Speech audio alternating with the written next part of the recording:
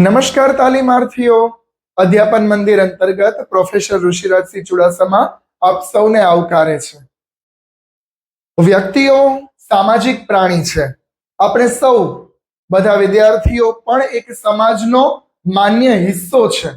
તો ખાસ કરી અને સમાજ જીવન, સમાજ રચના શિક્ષકો માટે, વિદ્યાર્થીઓ માટે અને ખાસ કરી અને પ્રત્યેક નાગરિક માટે ખૂબ મહત્વની બાબત છે.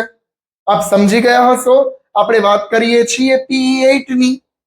PE8 ની અંદર આપણે યુનિટ 4 જે છે એ શરૂ કરેલું છે, જેનું નામ છે 21મી સદીમાં શિક્ષકો. એકમ 4 જે છે એમાં મુખ્ય રીતે 21મી સદીમાં શિક્ષકોની ભૂમિકા, શિક્ષકો પ્રત્યે આખો યુનિટ છે એ બનાવવામાં આવેલો છે. આપણે 4.1 અને 4.2 પૂરું કરેલું છે. આજે વાત કરવી છે 4.3 અને 4.4 ની. બરાબર. સૌપ્રથમ આપણે જોઈએ તો 4.3 યુનિટ 4 4.3 જેનું નામ છે શિક્ષકની વર્તનની આચાર સંહિતાઓ. હવે ખાસ કરીને તાલીમાર્થીઓ આપણે શબ્દ સમજીએ, શિક્ષકના વર્તનની આચાર સંહિતાઓ. શિક્ષકનું વર્તન એટલે જે કોઈ ગવર્મેન્ટ ટીચરો છે કે જે કોઈ પોતાના વ્યવસાયમાં શિક્ષક તરીકેનું કાર્ય કરે છે, તેમના માટે અલગ અલગ જે નીતિ નિયમો બનાવવામાં આવેલા છે, જે કોઈ ધારાધોરણ, રૂલ્સ એન્ડ રેગ્યુલેશન ક્રિએટ કરવામાં આવેલા છે, એને આચાર સંહિતા નામ આપવામાં આવેલું છે. ખાસ કરી અને આપણે આચાર સંહિતા સમજવો હોય શબ્દ તો ઇલેક્શનને યાદ કરવું પડે. ચૂંટણીને યાદ કરીએ તો ચૂંટણીના અગાઉના સમયમાં આચાર સંહિતા જોવા મળે. આચાર સંહિતાના સમયગાળા દરમિયાન ખાસ કરી અને કોઈ ગવર્મેન્ટ રૂલ પ્રમાણેના કાર્યો ન કરવામાં આવે, એને આચાર સંહિતા કહેવામાં આવે છે. તો આપણો પોઈન્ટ છે શિક્ષકના વર્તનની આચાર સંહિતાઓ, કે એઝ અ ટીચર, શિક્ષક તરીકે કયું વર્તન માન્ય છે, કયું વર્તન અમાન્ય છે, એ ખાસ કરી અને નક્કી કરવું, એવા નિયમો, એને શિક્ષકના વર્તનની આચાર સંહિતા કહેવામાં આવે છે. ખાસ કરી અને આપણે પ્રસ્તાવનાની અંદર જોઈએ તો ગુજરાત રાજ્ય ગાંધીનગરમાં ખાસ કરી અને આ ઠરાવ રજૂ કરવામાં આવ્યો સચિવાલય ગાંધીનગરમાં. જ્યારે શિક્ષકોના વર્તનની વાત આવે છે ત્યારે સમાજ રચના પર ઘેરી છાપ જોવા મળે છે. કારણ કે આપણે સૌને ખ્યાલ છે, જેવો શિક્ષક તેવો ત્યાંનો સમાજ.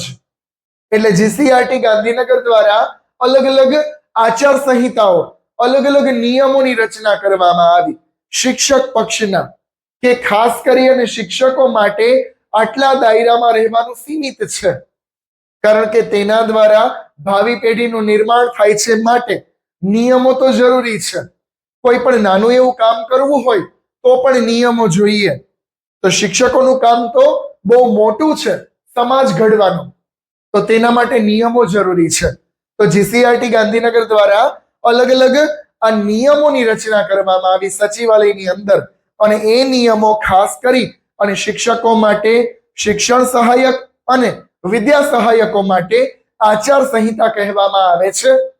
જો તાલીમાર્થીઓ, શિક્ષણ સહાયક એટલે 9 થી 12 ધોરણના શિક્ષકો અને વિદ્યા સહાયક એટલે પ્રાઇમરી 1 થી 8 ધોરણના શિક્ષકો. ટૂંકમાં 1 થી 12 ધોરણના શિક્ષકો માટે અલગ અલગ જે નિયમો ઘડવામાં આવ્યા એને શિક્ષકોના વર્તનની આચાર સંહિતા કહેવામાં આવે છે.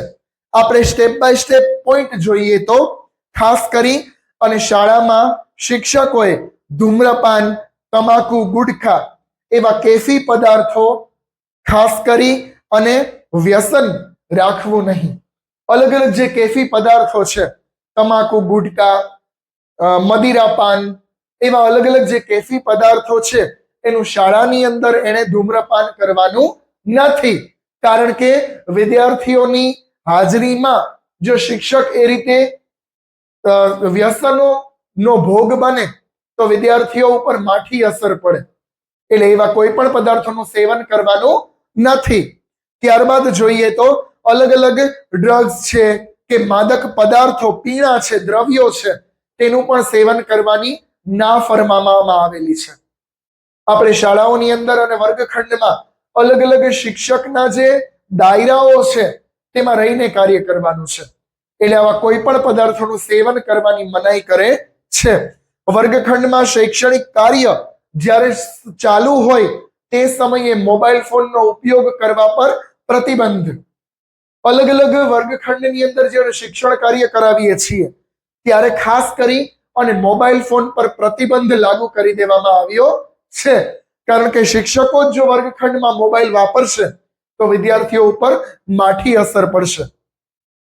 કોઈ રાજકીય કે કોમી સંસ્થામાં પોતાનો પક્ષપાત કે સક્રિય કાર્યકર તરીકે જોડાવા પર મનાઈ ફરવામાં આવી છે.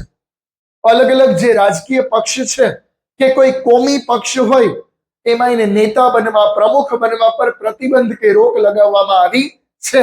કારણ કે શિક્ષક છે તો આજીવન શિક્ષક જ રહેવો જોઈએ.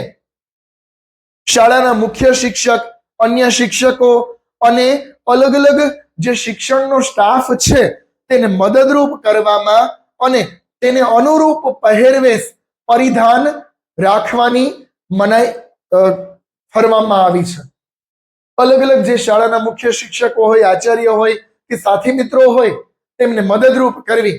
અને પરિધાન, વસ્ત્ર પરિધાનની વાત કરે છે તો વસ્ત્ર કેવા? તો કે શિક્ષકને શોભે એવા વસ્ત્રો પહેરીને શાળાએ જવાનો નિયમ લાગુ કરી દેવામાં આવ્યો છે. પોતાની સેવાને લગતી કોઈ પણ કાર્ય પરોક્ષ કે પ્રત્યક્ષ રીતે રાજકીય દબાણ લાવી શકે નહીં. પોતાની જે કોઈ સેવાનું કાર્ય છે તેમાં પ્રત્યક્ષ અથવા પરોક્ષ રીતે રાજકીય દબાણ લાવી શકે નહીં. એટલે રાજકીય દખલ અંદાજી શિક્ષકોમાં હોવી જોઈએ નહીં. ત્યારબાદ અલગ અલગ સંજોગોમાં, રજા સિવાયના સંજોગોમાં જે મુખ્ય કાર્ય છે તેમાં હાજર રહેવાની ફરજ પાડવામાં આવેલી છે. જે કોઈ વર્ગખંડનું કાર્ય છે, શાળાનું કાર્ય છે, એ મુખ્ય કાર્યમાં હાજર રહેવાની ફરજ પાડવામાં આવેલી છે. ચૂંટણી, વસ્તી ગણતરી, અલગ અલગ સરકારી કાર્યો તેમાં શિક્ષકોને ભાગ દેવા અને પોતાની સેવા આપવા બંધાયેલા છે. જો મુખ્ય શિક્ષકો ખાસ કરી અને ચૂંટણીને લગતી વસ્તી ગણતરીની કામગીરી કે જે BLO ઓફિસરની કામગીરી હોય તેમાં તે કામ કરવા માટે શિક્ષકો બંધાયેલા છે. તેમને મદદરૂપ થવી જોઈએ. આ શિક્ષકોનું કામ છે. શિક્ષકોએ અલગ અલગ રીતે ખાનગી ટ્યુશન ખોલવા પર પ્રતિબંધ મૂકવામાં આવ્યો છે કે કોઈ પણ વ્યવસાય કે નોકરી ધંધો અન્ય કરવા પર પ્રતિબંધ છે, રોકટોક છે. જો ખાનગી ટ્યુશન ક્લાસ ચલાવે કે કોઈ ઇતર પ્રવૃત્તિ કે બીજો ધંધો કરે તો તેના પર પણ પ્રતિબંધ ગુજરાત સરકાર મૂકે છે કે શિક્ષક આજીવન શિક્ષકનો એક જ વ્યવસાય કરતો હોવો જોઈએ. ત્યારબાદ વેકેશનની રજાઓ સિવાય સરનામામાં જો કોઈ ફેરફાર થાય તો તાત્કાલિક મુખ્ય શિક્ષકને કે આચાર્યને જાણ કરવાની રહે છે. પોતાના એડ્રેસમાં, પોતાના સરનામામાં વેકેશન સિવાય, રજાઓ સિવાય જો કોઈ પણ પ્રકારનો ફેરફાર થાય તો તાત્કાલિક ધોરણે આચાર્યને જાણ કરવાની રહે છે. સરકારી અલગ અલગ જે કોઈ કાર્યક્રમો છે તેમાં પૂર્ણ રીતે તેની કામગીરી કરવા શિક્ષક બંધાયેલો છે. સરકારની જે કોઈ કામગીરી હોય તેમાં તેને પૂર્ણ રીતે કામ કરવા માટે શિક્ષક બંધાયેલો છે. આ મુખ્ય 18 પોઈન્ટની અંદર આપણે શિક્ષકોની વર્તન સંબંધી ભૂમિકાઓ જોઈ કે સરકારી શિક્ષક અથવા શિક્ષકની પોતાની વર્તન સંબંધી આચાર સંહિતાઓ તો 18 પોઈન્ટની અંદર આપણે જોઈ. હવે તાલીમાર્થીઓ 4.4 શરૂ કરીએ. 4.4 જેનું નામ છે ઓનલાઈન શિક્ષણમાં શિક્ષકની ભૂમિકા અને આમૂલ પરિવર્તન. હવે જો ઓનલાઈન શિક્ષણ અત્યારે બહુ બધું ક્રેઝમાં છે, એમાં શિક્ષકની ભૂમિકા અને એમાં સમાજમાં આમૂલ પરિવર્તન જે જોવા મળે છે તેના વિશે આપણું 4.4 છે. પ્રસ્તાવના અને સંકલ્પનામાં આપણે વાત કરીએ તો 21મી સદી ટેકનોલોજીની સદી ગણવામાં આવે છે. આપણને સૌને ખ્યાલ છે અત્યારે આઈટી ફિલ્ડ અને આઈટી સેક્ટરનો જમાનો છે. તેમાં આપણું અધ્યાપન કાર્ય અને આપણું શિક્ષણ જગત પણ પાછળ રહી શકે નહીં. કમ્પ્યુટર અને ઇન્ટરનેટ જેવા માધ્યમોનો ઉપયોગ કરી અને ઓનલાઈન શિક્ષણ કાર્ય ક્લાસરૂમમાં આપી શકાય છે, જેને સ્માર્ટ ક્લાસરૂમ અને ઈ લર્નિંગ કહેવામાં આવે છે. આપણને સૌને ખ્યાલ છે કે સ્માર્ટ ક્લાસરૂમ પણ આપણે ત્યાં શરૂ થયા છે. ઈ લર્નિંગ દ્વારા અધ્યયન અધ્યાપન કાર્ય શરૂ કરાવવામાં આવ્યું છે. COVID-19 ના સમયગાળામાં શાળા કોલેજોની પરિસ્થિતિમાં પણ ઓનલાઈન શિક્ષણ જે છે એ શરૂ કરવામાં આવ્યું હતું. કોરોના કાળની અંદર ખાસ કરી અને આપણને સૌને ખ્યાલ છે કે ઓનલાઈન શિક્ષણ શરૂ કરવામાં આવ્યું હતું. તો ખાસ કરી અને આ જમાનાની અંદર શિક્ષણ વ્યવસાયની અંદર પણ 21મી સદી એટલે કે વિજ્ઞાન અને ટેકનોલોજી સ્પર્શી ગયા છે. તો આપણે હવે આગળનો પોઈન્ટ જોઈએ. ઓનલાઈન શિક્ષણનો અર્થ આપણને સૌને ખ્યાલ છે. ઓનલાઈન શિક્ષણ એટલે શું? જે ખાસ કરી અને શિક્ષકો પોતાની ચેનલ દ્વારા, પોતાની વેબસાઇટ દ્વારા જે કોઈ અધ્યાપન કાર્ય કરાવે છે તેને ઓનલાઈન શિક્ષણ કહેવામાં આવે છે. એક્ઝામ્પલ તરીકે અત્યારે મારો લેક્ચર તમે જે અટેન્ડ કરો છો એ ઓનલાઈન શિક્ષણનો એક પાર્ટ છે. બરાબર? આપણે આગળ જોઈએ તો ઓનલાઈન શિક્ષણ માટે એજ્યુકેશન અને ઓનલાઈન લર્નિંગ શબ્દ વાપરવામાં આવ્યો છે. ઓનલાઈન એજ્યુકેશન કે ઓનલાઈન લર્નિંગ એવા શબ્દો જે છે એ વાપરવામાં આવ્યા છે. ઓનલાઈન શિક્ષણ એ વર્ચ્યુઅલ પ્લેટફોર્મ પર અન્ય બાળકોને એક શિક્ષણ આપતી પ્રક્રિયા છે. વર્ચ્યુઅલ પ્લેટફોર્મ છે જેના પર બાળકોને એજ્યુકેશન આપવામાં આવે છે. આ પ્રકારનું શિક્ષણ ક્લાસ, વિડીયો કોન્ફરન્સ, વેબસાઇટ, અલગ અલગ ઓનલાઈન ટૂલ્સ, ચેનલ કે યુટ્યુબ મારફતે આપવામાં આવે છે. મેં જેમ હમણાં તમને વાત કરી, અલગ અલગ જે ઇન્ફોર્મેશન ટૂલ્સ છે, વિડીયો કોન્ફરન્સ કે અલગ અલગ વિડીયોગ્રાફી કે યુટ્યુબ મારફતે આ શિક્ષણ આપવામાં આવે છે ચેનલ દ્વારા. ઓનલાઈન શિક્ષણ ભૌતિક સંસ્થાઓમાં હાજરી આપ્યા વિનાનું શિક્ષણ માનવામાં આવે છે. જો શું છે ખાસ કરીને ઓનલાઈન શિક્ષણ ભૌતિક સંસ્થામાં હાજરી આપ્યા વિનાનું શિક્ષણ છે કે વિદ્યાર્થી ફિઝિકલ રીતે શાળામાં ન આવે પરંતુ મોબાઈલ ફોન દ્વારા શિક્ષણ પ્રાપ્ત કરે. એટલે ભૌતિક સંસ્થામાં એને હાજરી નથી આપવાની છતાં તે શિક્ષણ પ્રાપ્ત કરે છે. એને ઈ લર્નિંગ કહેવામાં આવે છે. જેમાં ખાસ કરી અને કમ્પ્યુટર, લેપટોપ, મોબાઈલ ફોન અને ઇલેક્ટ્રિક સાધનોનો ઉપયોગ કરવાનું કૌશલ્ય આમાં જોવા મળે છે. પીપીટી વર્ક, એલસીડી પ્રોજેક્ટર આપણને સૌને ખ્યાલ છે કે જેના દ્વારા જે ઈ લર્નિંગ કરાવવામાં આવે છે તેને ઓનલાઈન શિક્ષણ કહેવામાં આવે છે.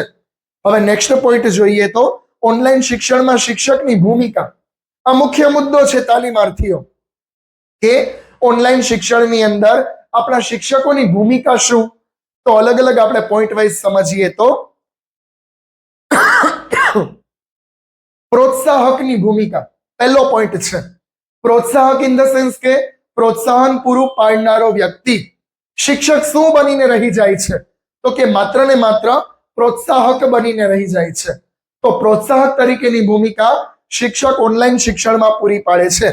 વિદ્યાર્થીઓને અલગ અલગ ઓનલાઈન શિક્ષણમાં જોડી અને વિદ્યાર્થીઓને પ્રોત્સાહન પૂરું પાડવું એ ભૂમિકા શિક્ષકની છે. જેમ કે હું તમને એક્ઝામ્પલથી સમજાવું, ગૂગલ મીટ કે ઝૂમ એપ્લિકેશન દ્વારા આપણે વિદ્યાર્થીઓને જોડીએ, એવું પ્રોત્સાહન પૂરું પાડીએ કે તમે આમાં જોડાઓ, લિંક મૂકીએ એટલે બધા વિદ્યાર્થીઓ અટેચ થાય, જોડાય અને પછી આપણે લાઈવ લેક્ચર શરૂ કરીએ. તો પ્રોત્સાહકની ભૂમિકા શિક્ષકની છે. બીજો પોઈન્ટ જોઈએ તો માર્ગદર્શક. ઓનલાઈન શિક્ષણની અંદર ખાસ કરી અને માર્ગદર્શકની ભૂમિકા પણ શિક્ષકની છે. સપોઝ કે ગૂગલ મીટ થી આપણે ભણાવીએ છીએ કે ઝૂમ એપ્લિકેશન થી ભણાવીએ છીએ તો વિદ્યાર્થીઓને કેમેરાના કઈ ઇશ્યુ આવતા હોય કે માઇક સિસ્ટમમાં કઈ ખરાબી હોય તો તેનું સોલ્યુશન પણ એઝ અ ટીચર આપણે ભણાવતા કરવાનું છે. વોઇસ સંભળાય છે કે નહીં, ડિસ્ટર્બન્સ આવે છે કે નહીં, વિદ્યાર્થીઓ પ્રેઝન્ટ છે કે નહીં, એ કેમેરા મારફતે આપણે ચકાસવાનું છે. એટલે માર્ગદર્શકની ભૂમિકા પણ આપણે નિભાવવાની છે. ત્યારબાદ ત્રીજો પોઈન્ટ જોઈએ તો જરૂરી સાધનોનું જ્ઞાન. વિદ્યાર્થીઓને ખાસ કરી અને જો જરૂરી સાધનોનું જ્ઞાન ના હોય તો તેને આપવાનું છે as a teacher. Laptop, computer, LCD projector, PPT work કે વિદ્યાર્થીઓને ઇન્ટરનેટનો કોઈ ખ્યાલ ના હોય, ઝૂમ એપ્લિકેશન કે ગૂગલ મીટ વિશે એને કઈ ખબર ના હોય તો આપણે પહેલા વાકેફ કરવાના છે. એ જ છે જરૂરી જે સાધનો છે એનું જ્ઞાન આપવું એઝ અ ટીચર. કે આ લિંકમાં તમે ટચ કરશો તો તમે જોડાઈ જશો, લાઈવ લેક્ચર શરૂ થઈ જશે, વિડીયો આ રીતે તમે પ્લે કરી શકશો, તમે જોઈ શકશો. એવું જ્ઞાન પૂરું પાડવું એ પણ ટીચરની ભૂમિકા છે. ત્યારબાદ ચોથો પોઈન્ટ, પ્રેરક તરીકે. ઓનલાઈન શિક્ષણની અંદર પ્રેરણા પૂરી પાડવાનું પ્રેરકનું કામ, એક પ્રેરક બળ એ શિક્ષક બને છે. કે શિક્ષક વિદ્યાર્થીઓને જણાવી શકે કે તમારે આ લેક્ચર અટેન્ડ કરવાનો જ છે. તેના દ્વારા તમને એક્ઝામ રિલેટેડ માહિતી આપવામાં આવશે. સ્માર્ટ બોર્ડ દ્વારા તમે કરાવો કે પીપીટી વર્કથી તમે કરાવો, તો ખાસ કરી અને પ્રેરકનું કામ શિક્ષકનું છે. એના પછીનો પોઈન્ટ, મુશ્કેલીઓના નિવારક તરીકે.